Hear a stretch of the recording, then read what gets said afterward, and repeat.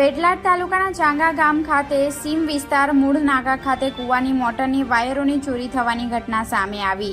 ચોર આ સીમ વિસ્તારમાં એકસાથે બે કૂવાના મોટરના વાયર કાપીને ચોરી કરી ગયો છે।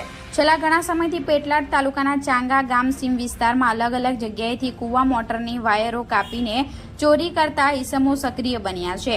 વારંવાર થતી ચોરીઓથી ખેડૂતો પરેશાન થઈ ગયા છે।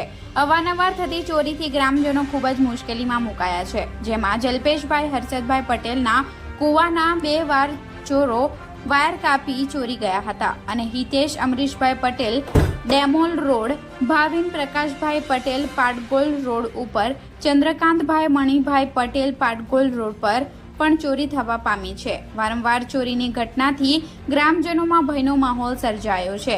Reporter Dineshsinh Rathod, Gujarat crime news, Petlad.